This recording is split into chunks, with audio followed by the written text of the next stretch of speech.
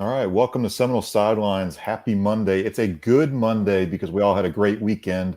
And this is schedule release for the ACC Monday night. We all can map out our fall Saturdays at Doak and on the road. We can book flights, hotels, rental cars. You can plan weddings. If you just got engaged, congratulations to you.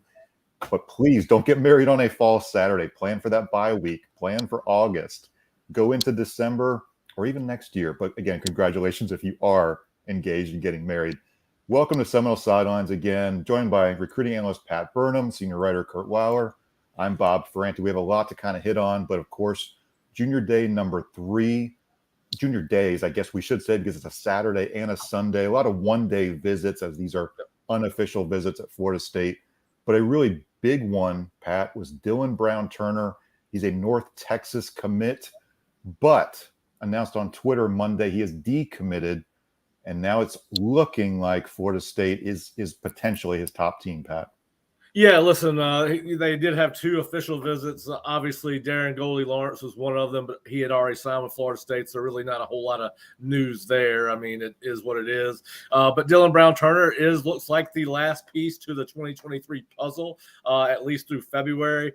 He is a linebacker. We've talked about the fact that Florida State needs to add some depth at linebacker, and there's a chance they may not be done yet on down the road as we go through another transfer portal period. But certainly, Dylan Brown Turner is a guy that meets a need for Florida State. He's a 6'2", 190-pound guy from Dallas, Texas, South Oak Cliff High School.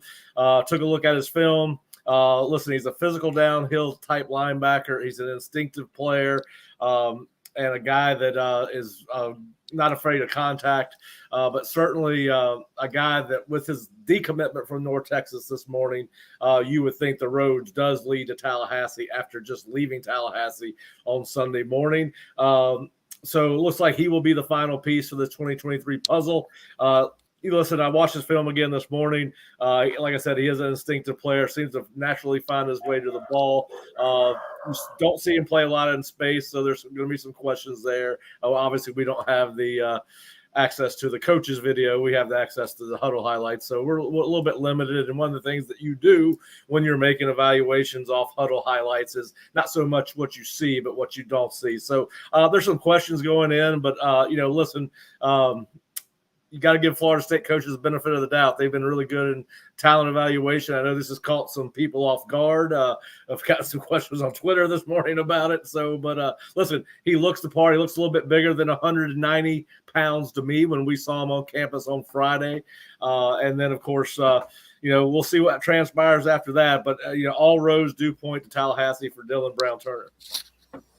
Island Boy, thanks for the shout out. What's up to you? Happy Monday. Yeah, this is a big one just because Florida State's been trying to build quality depth at linebacker. Again, this is not like the 80s and 90s linebacker groups. We're not comparing them to those at all, but Florida State had to find and develop good linebackers, build depth. Kalen DeLoach is returning. Tatum Bethune is returning. Excitement about a lot of guys in this room, a lot of young kids in this room, including Nicholson out with the California kid. So this is a group where Florida State has to find young prospects, build them for the future. Pat, another guy we talked to over the weekend, you did the interview, BJ Gibson, a football, baseball player who's very interested in playing both sports, potentially at Florida State. Yeah, listen, we don't have enough time to talk about all the guys that were on campus this past weekend, but we do want to highlight some of them. Obviously, BJ Gibson seems to be a priority for Florida State. He did tell us that, playing 2 sports in college is a priority for him and will impact whoever he signs with. Florida State seems to be in a very good position with him right now. He got a chance not only to hang out with Mike Norvell and Ron Dugans and the rest of the Florida State coaching staff on Saturday, but also spent some time at baseball practice and he didn't get to spend a whole lot of time with Link Jarrett, but got to spend some time around the team.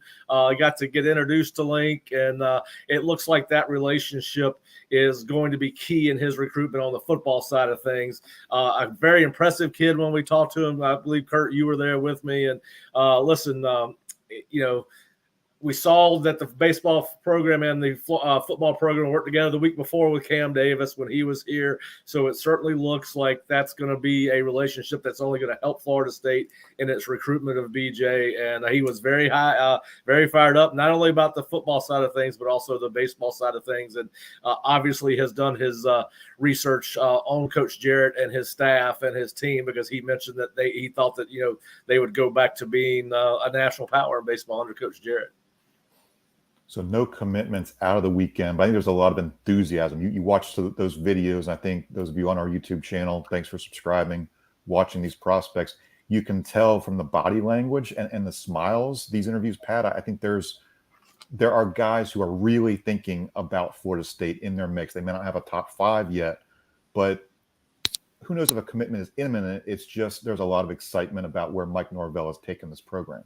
Well, yeah, you're starting to see guys that are committed to other schools, and not just other schools, but some of the best programs in the nation show up on campus. And we saw that yesterday. They hosted about 7 kids on campus for unofficial visits on Sunday, and one of those was Georgia wide receiver commit Nye Carr.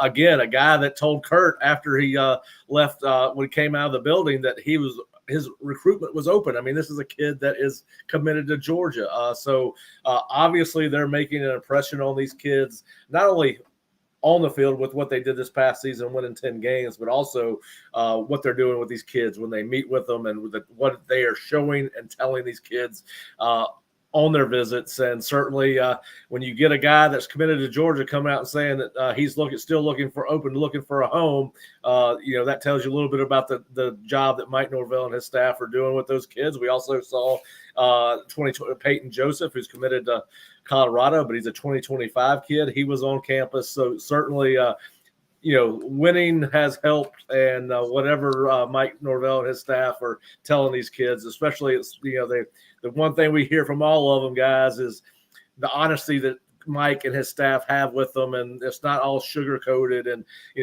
apparently that in your face. I'm not going to say it, that's probably not the right term, but certainly this honest conversations they're having with these kids about what they like, what they need to improve on is paying dividends. Yeah, we've got lots of good coverage on the Osceola.com from the weekend. All of us were out there. Fish has got some scouting reports and analysis on various prospects. He was at an event in Orlando, 7-on-7 pylon event. He's got some breakdown of some of the top players that he saw there, including a couple quarterbacks. So check that out on our recruiting board on the Osceola.com. Again, the signing day is Wednesday. We don't expect it to be a thoroughly busy day, not like the old days, of course, because everything shifted to December. But yes, expect could be some activity with Dylan Brown Turner, and of course looking really good. This 24 class is now ranked, I believe, 4th in the Rivals team rankings so far. Yeah. So a really good start. Pat, anything else you want to hit on? Anybody else you want to discuss? Yeah, no, we did see at least 4 offers that we're aware of go out based off guys coming to junior day. We saw the offensive lineman from Miami, Rainer Andrews, 6'6", 315, get offered by Florida State. We also saw Caleb Holmes, 6'3", 280-pound guard center prospect, get offered. And then Nazir Johnson from Dublin, Georgia, was offered as well. He's offensive defensive lineman. And then Romanus O.J. Frederic was also offered. Now, I've had a chance to look at Andrews, Holmes, and Johnson on tape. I think Andrews and Johnson, I think Johnson's being recruited as a defensive tackle. He does have some versatility. He's from Dublin, Georgia. He's an extremely big athlete, but he's extremely raw as a football player. Not a ton of film, but certainly if you can find him on Twitter, he does backflips over and over and over again. So he's got some athleticism, but certainly has a way to go as a football player. If you wanted me to rank those 3 linemen, I would say Holmes is the most impressive. He plays with great leverage. He's a very physical kid, very explosive off the ball, moves extremely well, plays with a wide base, and keeps his feet running through contact.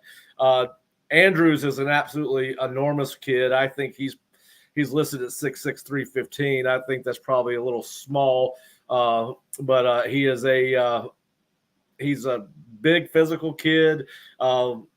You see some athleticism. You see some his ability to move laterally. The one question you have on him is you don't see, at least highlight-wise, you don't see a lot of run blocking. It's more pass blocking, but a kid that is a dominant player in high school. He does not play against kids anywhere near his size. A lot of these kids he's playing against are right around 200 pounds. If you want to go check out his highlight tape. But all three kids have potential. And then, of course, we saw some other kids on campus. We talked about B.J. Gibson. They had 4-star safety prospect Ricardo Jones on campus yesterday. He really enjoyed his visit with Patrick Surtain. He's also talking to Michigan, Tennessee, and Texas. He mentioned those. But when we asked him, kind of where does Florida State stand in his recruitment, he said, well, Florida State is up there. And he went up there with Tennessee, Texas, and Michigan. So obviously another player that Florida State made an impression on. And then, of course, we saw one of the best players, or at least highest ranked players in the class of 2025 on campus yesterday. It was Jared Smith. He's rated the 5th best player in the class of 2025. And he was literally blown away by his visit. It was his first time in Tallahassee. They took him into the stadium. He was not anticipated it being as loud as it was with nobody in there. And, of course, what he said was that he wants to come back come back in the summer, and definitely wants to see a game with people in the stands and get a feel for the stadium. He does not have any favorites right now. He said he'd be coming out with that later on in his recruitment, but said that, again, another kid that was very high on Florida State. We asked him why it was important to get here so early in his recruiting process. And he said basically that things are changing at Florida State, and he wants to figure out if he can be a part of that change. So, listen, a big weekend for Florida State recruiting wise. And like I said, we could go on and on about some of the, there's several kids that were on campus we haven't even got to that were big time recruits. But, those are kind of the highlights. We did see a 4-star cornerback from New Jersey on campus on Friday. We were there so long, I thought either Mike Norvell or Mike Alford was going to start charging his rent. We don't have that in the budget, Pat. I'm sorry. There's no money to pay rent to Florida State. But we did have some fun. We got to meet a lot of guys, and it's good to kind of put the faces and the voices to the names. And if you want to watch some of those interviews, go to our YouTube channel, the Osceola. You can check out all those videos from myself, Pat, Kurt. Well, guys, it's schedule release day. I know some of the chatters kind of cranking up on what might happen. Again, it's going to be official tonight, 7 p.m. The ACC Network is going to have a 2-hour show. Why we need a 2-hour show? Hopefully, this is ratings and they get some good money out of this, guys. But hopefully, early in the show, we get a Florida State schedule. We're hearing a couple of nuggets here and there, Kurt. Kind of what are the early thoughts that we might be hearing? Yeah, I mean, obviously, I think the first 2 weeks, in LSU, Southern Miss, the last 2 weeks, in North Alabama, Florida. It's kind of the 8 in between, your 8 ACC games in a row. It bears mentioning, I mean, this will be bears reminding, this will be the first year of the 3-5-5, where kind of the Atlantic and coastal divisions are gone. And we were kind of laughing yesterday watching looking at Miami and who they're going to play. They're kind of getting a baptism of the Atlantic. They've got Louisville and NC State and Florida State and Clemson. It will not be an easy road for them. But Florida State, I think the one thing that seems to be, I mean, you can kind of tell with how teams schedule games. I think it looks like the only other team that I think is open in that week 3 slot, like Florida State, doesn't have kind of a non-conference game there, is Boston College. So I think that's going to be an early season trip up to Boston, is my understanding. I think other than that, it's pretty wide open. I we'll have to see. I mean, we'll have to see. You wonder if there's a long homestand somewhere in there. You wonder how they kind of balance the two, because it'll be what? I mean, in that middle 8, it's 4 at home, 4 on the road. I mean, yep. Clemson's still on there. Miami's still on there. Syracuse is your other. I think you're going to have Virginia Tech and Duke at home. Yep. You're going to Boston College and Pittsburgh. It's it should be a who am I missing? There's one more. I think I'm Wake. Wake. Yeah, you're going to Wake. Yep, that's your other road game. But yeah, that's it should be interesting. I mean, this is always an exciting day, but it feels like this is the most exciting version of this day in a while, just because of the hype around the team. Yeah. Well, how much stock do you guys put? I was just saying, how much stock do you guys put in where teams fall on the schedule?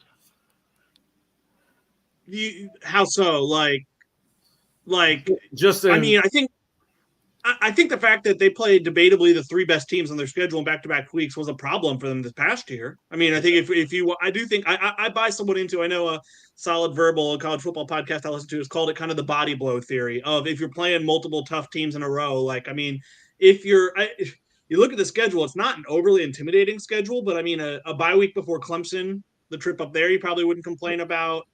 And I think the ACC would probably be smart to kind of try and give Florida State and Clemson, who kind of look like the two bell cows right now going into next year, as much opportunity as possible to kind of meet in Charlotte, because I think that would be best for their business. I think arguably in the end, Florida State's playing its toughest game in the opener against LSU. I mean, that might be considerably your most difficult opponent. I mean, we'll see where Clemson's ranked in these kind of preseason polls or what happens as we get to August with some of these AP and coaches polls. I know, Pat, historically you've said, hey, you've got to play everybody on the schedule. It maybe doesn't matter as much, but I thought, agreeing with Kurt, playing, what was it, Wake at NC State and then back for Clemson in October. That was a really tough one, especially because the injuries had mounted for Florida State, especially on the defensive interior. So you just didn't have enough depth. And maybe you can make an argument now, Florida State has more depth on the defensive line to withstand some of these injuries. So a back-to-back or a back-to-back-to-back may not mean as much of a big deal when you're looking at it January 30th. But I think still we're all going to be hyper-analyzing this because that's what we do in college football. We've got a ton of time to just look at it and pore over it and who has a bye week and who doesn't have a bye week before Florida State plays and those kind of things. So. Yeah, I'm looking at it right now. I'm like, all right, this team's going to be better than they were last year. This team's going to be worse than they were last year. And of course, the bad news is we could say all that and come back into May once these another wave of transfers has hit every school and have to change our opinion. But yeah, certainly it is fun to talk about it. It's, listen, this will be the, from a football standpoint, this will be what we talk about from here on moving forward. Once the schedule is released, is everybody will start putting in their predictions and all that kind of good stuff. But yeah, so it certainly makes for a fun conversation. And I think I agree with you guys that 3-game schedule, 3-game stint, really 4 games. They had 4 tough games there in the middle of the season. I think you're right. So it does matter where you play, when you play. I mean, do you want to play at Boston College in November or at Pittsburgh in November? I can't wait to our group discussion about who goes to Pittsburgh on the staff. So there's gonna be. I told you and Kurt, y'all need to jump on. That's a fun trip. I would be willing to give it up to let you guys go since y'all have not been there, but y'all haven't responded to Jerry's email yet either. I have noticed that. Yeah, and I didn't get to go in 2013. Obviously, it'll be the first time in literally a decade. I mean, a little over 10 years because that was the season opener. That was Labor Day. It was a Labor Day night in 2013. And this one, I mean, even if it's relatively early in the season, I think it will be a little over 10 years since Florida State's gone. It would be nice if that changes. I mean, it's once every 4 years you're going everywhere now. That's I think for the betterment of everyone. I think the Coastal got to be the notably weaker division for far too long. Yeah, I think that's what's going to make this so much fun this year is the non-divisional play, and I think it benefits the ACC and every team on that. Listen, if you're a player that's being recruited to a school, wouldn't you want to play everybody in that conference? I mean, at some point over the course of your career, to Kurt's point, we have made fun of the Coastal Division. We always say the Coastal is going to go postal every year. We just don't know who's going postal. This year we kind of. North Carolina was kind of chalk on that side, but even they struggled at times and with their defense. So, yeah, I kind of like the concept of I think we're all fans of it. I think we hope to see all of college football, every conference go to that. And, I think it's going to be fun. Some of these road trips that Florida State fans have not been able to make before, or at least on a regular basis. And, listen, how we don't see Virginia Tech very much on the schedule. They're on here this year. And, of course, they're, have been one of the ACC's better programs and over the last, going back to Frank Beamer's time, but certainly been one of the better programs in college football over the last 20 to 25 years, going through kind of a lull like right now. But, it's kind of fun to see that. I still don't understand why Florida State doesn't play Georgia Tech every year, being the closest school to Florida. I know, Kurt, go ahead. Well, the Georgia Tech has been the dormant, if you will. But if they were like, the why is Florida State does not want Clemson, Miami, and a good Georgia Tech, if they ever got to where they were again, on the schedule every year. It would not be kind of in the spirit of having some sort of fairness. I mean, Florida State already has one of the tougher 3 annual opponents with both Clemson and Miami, if Miami ever kind of figures it out. But so yeah, I think that's the why is if you're going to take Clemson to Miami, I think if you're Florida State, you deserve kind of I think the lowest ceiling program, maybe the entire ACC in Syracuse. Yeah, well, listen, if they play at Georgia Tech, it's almost like an extra home game because Florida State's going to sell out the crowd, so it has home field advantage either way. But anyway, at the very least, you play them every other year now, though. As opposed to, I mean, we haven't been up there since that 2015 game that I feel like people just shuddered when I mentioned. Yeah, was that the field goal game? It was. Okay. That was yeah. Yeah, so they'll be at Georgia Tech in 2024. I think they're playing in 2026 too. So at least there are some Florida State Georgia Tech games on the schedule. Okay, well, we'll have more football discussion tonight. Of course, the ACC Network show will be at 7 o'clock. And then right after that Florida State schedule is announced, we'll go live on the Osceola YouTube channel, Facebook, and Twitter. We'll do our own show, kind of first impressions, to steal Pat's term, first impressions of the football schedule for 2023. We'll kind of get an early look at it and give you our thoughts. A lot of great road games, obviously. If you need to know what restaurants to hit in what towns, ask a sports writer or ask some local folks who are in those areas. Boston's a great road trip. Pat loves Pitt. Wake Forest, good barbecue. So there's some great places to hit and see Florida State on the road this season. Okay, I think Kurt will dive a little bit in on basketball, and then we'll jump out of here, and you can read our coverage on the Osceola, and then of course we'll be back tonight for the show. But Kurt, let's talk a little bit of men's basketball first. I think that was a heartbreaker on Saturday. You maybe didn't expect Florida State to play Clemson that close, but it was very close after an ugly start. Your big takeaways from that Clemson game? So you have to start by talking about for the foul up 3 crowd. That was that's the why you don't do that. A Florida State, I mean, was up 3, fouled on defense, set up the free throws, missed one. Clemson didn't, and it's it left the door open for what happened. You also have to talk about, I would say, I know the game was officiated tightly.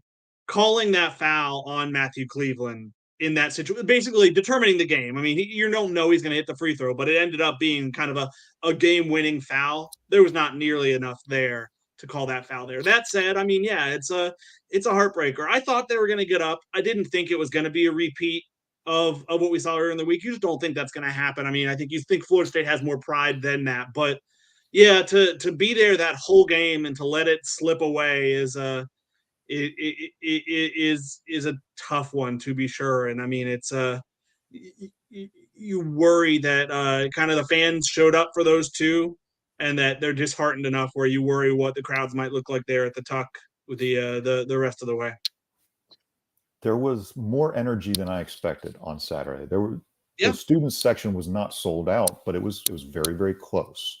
I would say 80%, 90% of the seats were filled, but it was more of we're waiting for something exciting to happen. We're waiting for the team to get us excited to then cheer. And of course, Clemson jumps out to an 11-0 start, and Florida State had to kind of generate that enthusiasm for the fans. And then once, Darren Green Jr. hit those threes, I think the fans really took off from there. I thought some big storylines again were newcomers. I can't use a freshman with Sola out of BC because he's technically a junior as a walk-on, but we saw Sola come off the bench as a walk-on, give you some big minutes in the first half. Cloud was hurt or sick, right? He was under the weather. Under the weather is Leonard Hamilton's term, and he is apparently doubtful for the NC State game on Wednesday. So we'll see, and that's a storyline moving forward. You're very limited at the 4 and the 5. You're going to lean on a smaller 4 in Sola. I think he's listed at about 6'6", 190, which is going to be tough when you're banging against some really big bodies down low in the post in the ACC. But thankfully, Florida State has found a guy who's not just somebody who's eating up minutes. This would have been a Harrison Prieto role in past years, a guy who was really, really effective. And, we can call him a walk-on, but he could have played at a lot of schools in college basketball. And Harrison was valuable. You didn't have that type of guy. Now Sola doesn't have the body of a Harrison Prieto, but he looks to be very athletic, a smart guy. It's a really stunning story in some degrees. He joined the team in November. This is not a guy who jumped in May or June and just decided, hey, I'm going to try out for the basketball team in November. So a lot of newcomers are kind of jumping in here all of a sudden. I was really impressed with Chandler Jackson. I thought Jalen Worley's early foul trouble opened the door for Chandler to get out there and to really play. I thought he was incredibly aggressive, driving to the rim, creating some opportunities for teammates. So, Kurt, we've been talking about this storyline as you're maybe losing some interest in basketball because of the big picture. I think part of the big picture still is watching the development of a Chandler Jackson, a Cam Corrin. Baba Miller had by far his best game. Are you kind of seeing a little bit of progress from some of these freshmen? Yeah, I think you're seeing them a little bit come out of kind of the trial by fire that they were thrown into at different times for sure. I think I mean, it's not going to be perfect. You're going to have games like Miami where they maybe don't handle the moment well. They are freshmen, but this is the point of the year where I think you see a lot of freshmen hit the wall. And I guess theoretically, you have another month of the season. The wall could still be out there, but it is encouraging that it seems like a lot of them are playing better and better the more they're playing and the more instead of kind of wilting or going in that direction. I mean, you mentioned, Chandler Jackson's been very encouraging and you're seeing, I think every game you've seen more from Baba and Cam Corhin has he was even earlier than Baba because he's kind of able to play at the start of the year. And you're seeing a lot from that group, to be sure. And it's encouraging going forward because yes, that at a certain point, we'll see what happens with Baba actually. But I would imagine you'll have Cameron Corrin back next year. You'll have Chandler Jackson back next year. Considering they only have one high school guy in the fold right now signed, I think we both think they're going heavy in the portal. So it'll be interesting to see how the puzzle kind of comes together because I think we can agree next season feels very important for Leonard Hamilton. If it were a third straight season that for whatever reason, because there are understandable reasons why the last two seasons or this season and last season haven't gone well. It feels like next season's with his age, he needs to deliver results season, or you start having those conversations louder than I think some people already are now. Yeah, it's always awkward because Leonard Hamilton was not old in 2020 when he won an ACC regular season title. But now when you start losing some games, and a lot of it's related to injuries, and there's a lot of context here. We'll save the discussion for another time as we get closer to the end of the season. But yes, I think there's some healthy criticism of how Coach Hamilton built this roster. He has definitely said we needed to be in the transfer portal more, and that's tough because with that comes the necessity to put some NIL opportunities on the table for a point guard if that's what you're looking for a center if that's what you're looking forward to too. So again, the Seminoles will play Wednesday night at NC State. It's a late tip, 9 p.m. Shifting to the women here, big win Sunday after that really frustrating loss up at Notre Dame. They bounced back in a big way with Sue Semrau cheering courtside. The players saying that they could hear her voice, that they could hear her cheering for them, and Florida State pulling out they were ahead big, and then holding on 70-57. It was a tighter score than I think really the game indicated. That fourth quarter, there was some garbage points for Duke, but really impressive performance. Michaela Timpson, her 11th double-double, and I believe this is win number 19 for the Seminoles. So they continue, I think, to impress us with what we're seeing here from them. And as we look down the stretch, I think this is still a team that's fighting for a lot, not just win number 20, but also potentially, are you going to host an NCAA tournament, a regional? We'll see things that we can kind of monitor in the weeks and month ahead. So again, kind of to recap, we're at about 30-minute mark here. Another show coming to you probably about 7:15, maybe a little bit later. But as soon as you see that Florida State schedule announced on the ACC network, Kurt will have a story. We'll have the graphic and the full schedule be up on the Osceola.com. But we'll give you full analysis. Jerry Cutts will join us. Patrick Burnham will join us. We'll kind of look over the different points of this schedule, what we like, what we maybe aren't so sure about early on. And then in the coming days, lots to look forward to. Link Jarrett will meet with the media on Tuesday, likely in the afternoon. Patrick Surtain, the new defensive backs coach, will meet with us late Wednesday morning. So we'll have some good conversation topics with various Florida State coaches. But I think for there, this is a good stopping point for us. We appreciate Patrick Burnham joining us to talk Junior Day number 3. Kurt Weiler, senior writer of the Osceola, hitting on some football and basketball. I'm Bob Ferranti. Again, join us tonight on the Osceola.com. Read all of our stories about the schedule, about football recruiting, basketball. And again, subscribe to our YouTube channel. We'll go live again 7:15 or 7:30 once the schedule is dropped. So you can watch us on the Osceola's YouTube channel, our Facebook, or our Twitter. And we'll have more on the Florida State football schedule, as well as other ACC schools. So enjoy the rest of your Monday. We'll see you tonight. Take care.